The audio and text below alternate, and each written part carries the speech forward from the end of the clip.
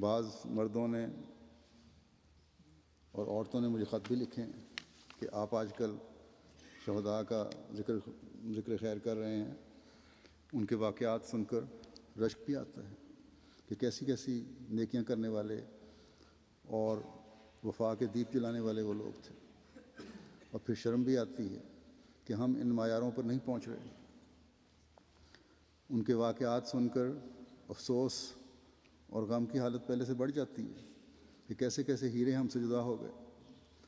یہ احساس اور سوچ جو ہے بڑی اچھی بات ہے، لیکن آگے بڑھنے والی قومیں صرف احساس پیدا کرنے کو کافی نہیں سمجھتی، بلکہ ان نیکیوں کو جاری رکھنے کے لیے پیچھے رہنے والا ہر فرد جانے والوں کی خواہشات اور قربانیوں کے مقصد کو پورا کرنے کی کوشش کرتا ہے۔ بس ہمارا کام ہے اور فرض ہے کہ ان قربانیوں کا حق اپنے اندر پاک تبدیلیاں پیدا کرتے ہوئے ادا کریں، ان کے بیوی بچوں کے لیے کے حق بھی ادا کر کے اپنی ذمہ داریوں کو نبھائیں۔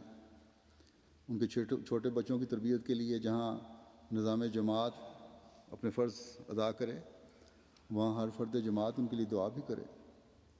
اللہ تعالیٰ تمام لواحقین کو اپنے حفظ و امان میں رکھے، ان کی پریشانیوں، دکھوں اور تکلیفوں کو دور فرمائے اور خود ہی ان کا مداوع کرے۔ انسان کی کوششیں جتنی بھی ہوں اس میں کمی رہ جاتی ہے۔ اللہ تعالیٰ ہی ہے جو صحیح تسکین کے سامان پیدا فرماتا ہے۔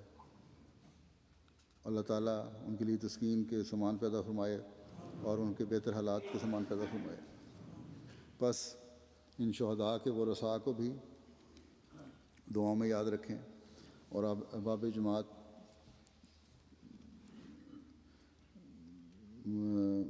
اپنے لیے بھی دعائیں کریں۔ اللہ تعالیٰ ہمیں بھی ہر شر سے، دشمن کے ہر شر سے محفوظ رکھے، کیونکہ دعاؤں کی آج کل بہت زیادہ ضرورت ہے۔ پاکستان میں حالات جو ہیں وہ بدتر ہی ہو رہے ہیں، تو فرق نہیں پڑا اس سے، مخالفت بڑھتی چلی جا رہی ہے۔ اللہ تعالیٰ ہر شر سے بچائے اور ان شریروں کے شر ان پر الٹائے، اور ہمیں ہر احمدی کو ثبات قدم عطا فرمائے۔ آخر میں میں ابھی نماز جمعہ کے بعد نماز جنازہ پڑھاؤں گا، نماز جنازہ غائب، اس کا اعلان کرتا ہوں۔ یہ مکرم نذیر شفیق المرادنی صاحب، سابق امیر جماعت سیریا کا نماز جنازہ ہے۔ 30 جون 2010 کو 67 سال کی عمر میں ان کی وفات ہوئی۔ انا للہ و انا الیہ راجعون۔ آپ ایف اے کرنے کے بعد 6 سال تک شیخ ہاشم کے ہاں شریعت پڑھتے رہے۔ آپ کا گھر دمشق کے محلہ شاہور میں تھا، جہاں مکرم منیر الحسنی صاحب امیر شام جو تھے وہ رہتے تھے۔ آپ بچپن سے ان کو جانتے تھے، اسی زمانے میں آپ کو ان کی خدمت کا شرف بھی حاصل ہوا، اور وزیر صاحب نے 1963 میں جماعت کے بعض عقائد سنے اور بیعت کر لی۔ آپ دمشق میں اربن ٹرانسپورٹ کے انچارج تھے۔ حضرت خلیفۃ المسیح رابع رحمہ اللہ تعالیٰ نے 1986 میں آپ کو شام کا پہلا صدر مجلس انصار اللہ، اور 1988 میں مکرم منیر الحسنی صاحب کی وفات کے بعد بلاد شام کا امیر مقرر فرمایا۔ 1999 میں سیریا کے نامناسب حالات کی وجہ سے وہاں عمارت کا ختم کر دی گئی۔ ان حالات میں حضرت خلیفۃ المسیح رابع رحمہ اللہ تعالیٰ نے جماعت سیریا سے فرمایا کہ وہ اصحاب رقیم بن جائیں، تو آپ نے کتابیں لکھنی شروع کر دیں، اور اللہ تعالیٰ کے فضل سے آپ کی 8 کتابیں چھپ چکی ہیں۔ وفات سے قبل بھی آپ ایک کتاب تصنیف کر رہے تھے۔ آپ کو 1996 میں جلسہ سالانہ انگلستان میں شمولیت کی توفیق ملی، اور اس جلسے کے بعد آپ ساری زندگی خلیفہ وقت کی مہمان نوازی اور نوازشوں کا ذکر کرتے رہے۔ نہایت سادہ مگر مزاحیہ اور شگفتہ طبیعت کے مالک تھے۔ واقفین کی بہت عزت کرتے تھے۔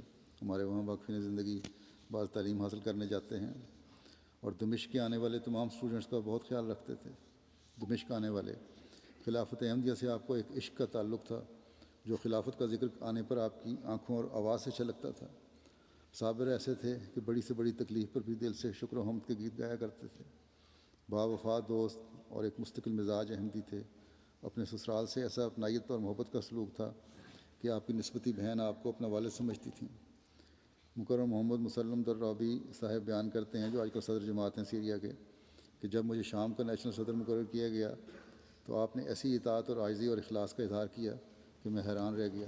اللہ تعالیٰ ان کے درجات بلند فرمائے، ان کے لوائقین کو صبر جمیل عطا فرمائے۔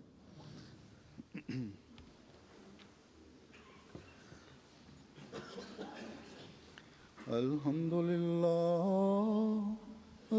للہ نحمده ونستعینه ونستغفره ونؤمن به ونتوکل علیہ ونعوذ باللہ من شرور انفسنا ومن سیئات اعمالنا من يهده الله فلا مضل له ومن يضلل فلا هادي له ونشهد أن لا إله إلا الله ونشهد أن محمدا عبده ورسوله عباد الله رحمكم الله إن الله